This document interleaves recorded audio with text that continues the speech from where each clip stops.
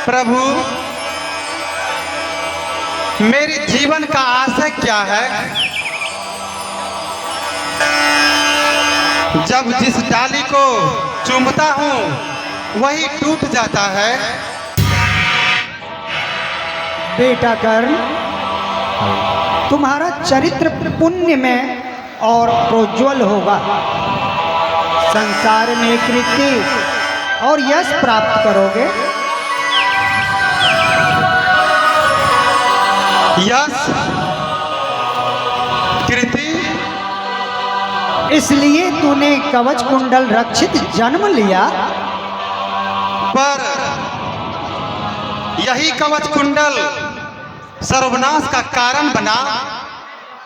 मगर तुमने कवच कुंडल का दान क्यों किया?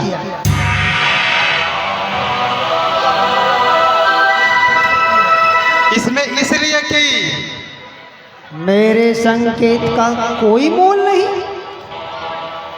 तूने अपना कवच कुंडल विप्र इंद्र को दान कर दिया। हाँ,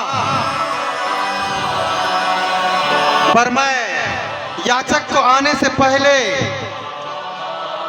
आपने ही सचेत किया था। साथ ही कवच कुंडल का दान नहीं देने का आदेश भी दिए थे।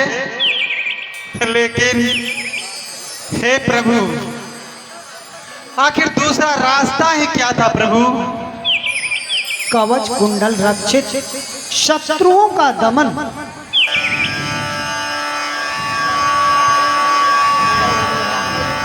पर दुनिया मेरे मुंह पर थूकते भगवान भास्कर,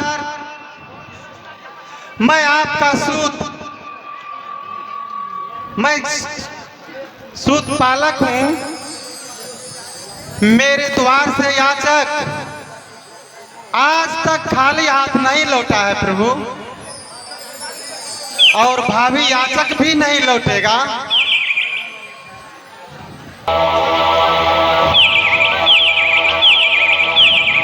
कौन आ रहे हैं?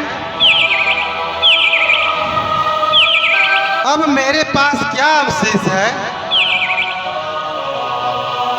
अब याचक मुझसे क्या सेवा चाहते हैं?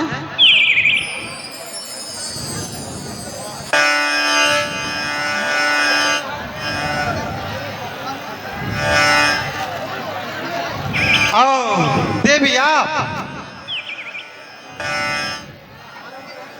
आपके दर्शन से धन्य हुआ देवी। राधे का प्रणाम ग्रहण करें। तुक्ष करने के लिए कौन सा आदेश लाए हैं देवी? कृपया आने का प्रयोजन बताएं। मैं राधा का पुत्र राधे। कर्ण बेटा, तुम राधे नहीं, कौन ते हो? तुम राजवंशी राजकुमार हो बेटे। मैं तुम्हारी मां हूं। मेरी मां तुम हो? क्या राधा मेरी मां नहीं है? नहीं, सरासर झूठ। मैंने राधा का दूध पिया है, उसकी गोद में पले हैं। लेकिन आज तुम कहती हो। हाँ बेटे, मैं सच कहती हूं। लेकिन मैंने तुम्हें जन्म दिया, लेकिन पाल ना सकी बेटे। जन्म लेते ही एक मंजूसे में नदी की धारा में छोड़ आई। आश्चर्य, घोर आश्चर्य। मुझे जन्म लेते ही मंजूसा में रख नदी की धारा में छोड़ आई। हाँ,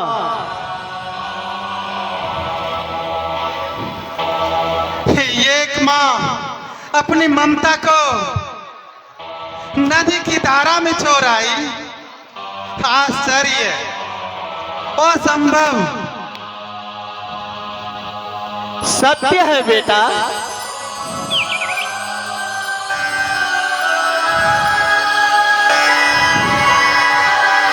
यदि सचमुच में ऐसी बात थी तो खैर, और क्या चाहती हो?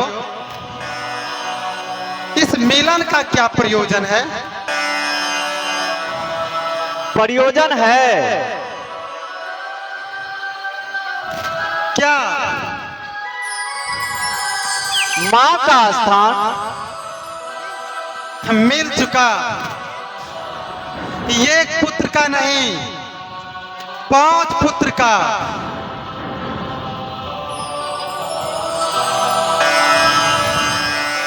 लेकिन हाँ, मुझे नहीं पा सकोगी, क्योंकि माँ का स्थान राधा ने पा ली है, जो एक सच्चे नारी का प्रतीक है। आखिर तुम चाहती क्या हो? मैं कहना चाहती हूँ कि तुम पांडवों से मत लड़ो बेटे, क्योंकि वह तुम्हारे अनुज भराता है।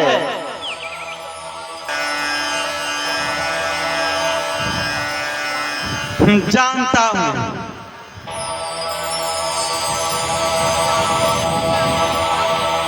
क्या तुम जानते हो? हाँ, जो कथा गोपनीय है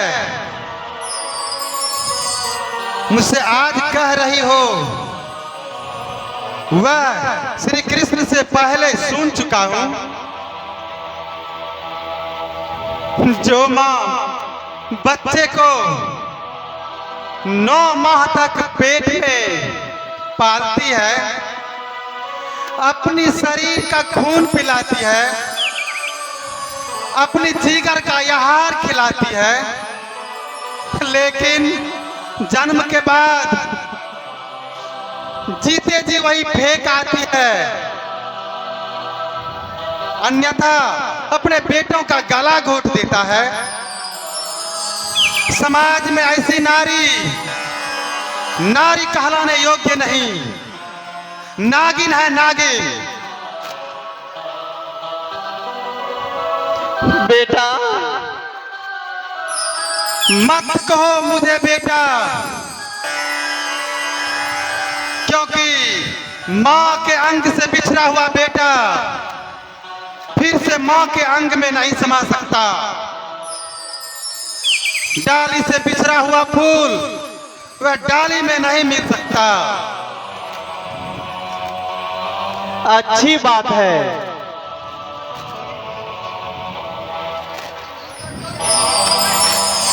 लेकिन मुझ जैसी दुखिया को एक विनती सुन लो मेरे सूत।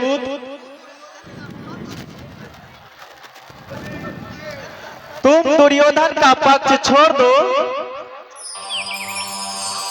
क्या दुर्योधन का पक्ष छोड़ दूं? हाँ बेटा,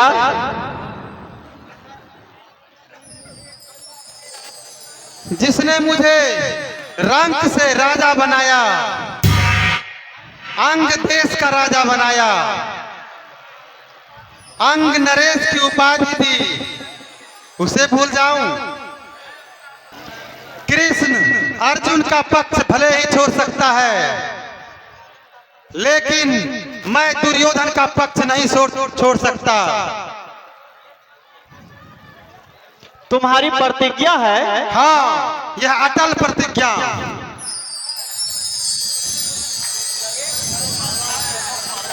एक भरोसा था तुझ पर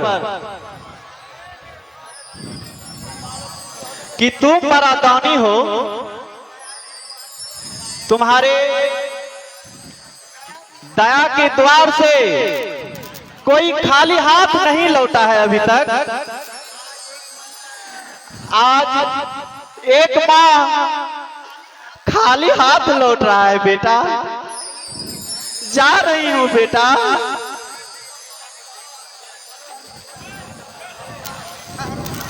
ठहरो माँ, तुमने मेरे समक्ष आने में बड़ी देर कर दी, परंतु मैं तुम्हें वचन देता हूं, अर्जुन के सिवाय मैं 4 कुमारों को हाथ नहीं लगाऊंगा। हाय रे, मैं 6 पुत्रों की माता बनकर आई थी और 4 पुत्रों की माता बनकर लौट रही हूं। माँ, 6 और 4 का हिसाब गलत है। जब तक तुम जिएगी 5 पुत्रों की माँ बनी रहोगी।